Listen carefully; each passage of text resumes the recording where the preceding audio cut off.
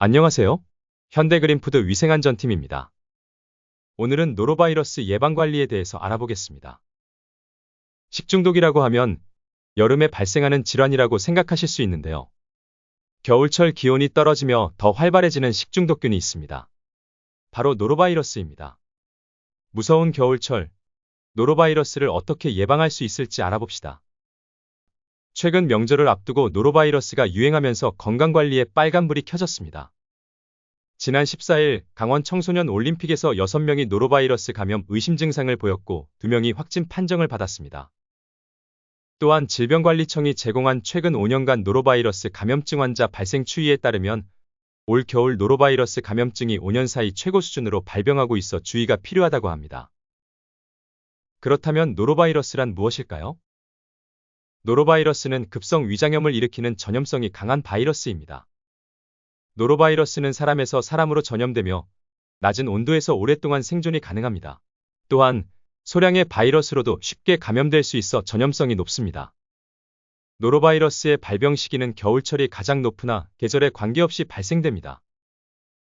잠복기는 24시간에서 48시간이며 감염자의 40%에서 70%가 발병될 수 있습니다. 노로바이러스는 백신이 따로 없으며 발병 1일에서 3일 이내 자연 치유됩니다. 대표적인 노로바이러스의 증상으로는 복통, 설사, 두통, 구토가 있습니다. 소아는 구토가 흔하고 성인은 설사가 주로 나타나며 심한 경우 탈수 증상이 생길 수 있습니다. 그렇다면 노로바이러스는 어떠한 감염 경로를 통해 발생될까요? 노로바이러스는 어패류나 오염된 지하수를 통해 가장 많이 발생됩니다. 노로바이러스에 오염된 지하수와 해수가 채소나 과일류, 어패류, 해조류 등을 오염시키게 됩니다. 이렇게 익히지 않은 해산물, 오염된 물로 세척한 과일이나 채소를 섭취할 경우 노로바이러스에 노출될 수 있습니다. 또한 노로바이러스의 주요 감염 경로는 감염자와의 간접적인 접촉으로 사람에서 사람으로 전염이 되며 구토물이나 침이 묻은 손으로 음식을 먹는 경우 감염 확률이 높아집니다. 그렇다면 노로바이러스는 어떻게 예방할 수 있을까요? 먼저 올바른 손 씻기로 노로바이러스를 예방할 수 있습니다. 노로바이러스 예방에는 개인위생관리가 가장 중요한데요. 흐르는 물에 30초 이상 손을 씻어주세요. 둘째, 어패류는 생식을 삼가고 가열 조리해주세요. 가열 조리 시 85도 이상으로 온도 확인 후 1분 이상 추가로 가열해주세요. 셋째, 생채소는 세척 소독을 철저히 해주세요. 생채소는 애벌 세척 후 락스 500배 희석액에 5분 침지한 후 추가로 세척하여야 합니다. 넷째, 조리기구는 열탕 소독하거나 기구 등 살균 소독제로 소독 후 철저히 세척해주세요.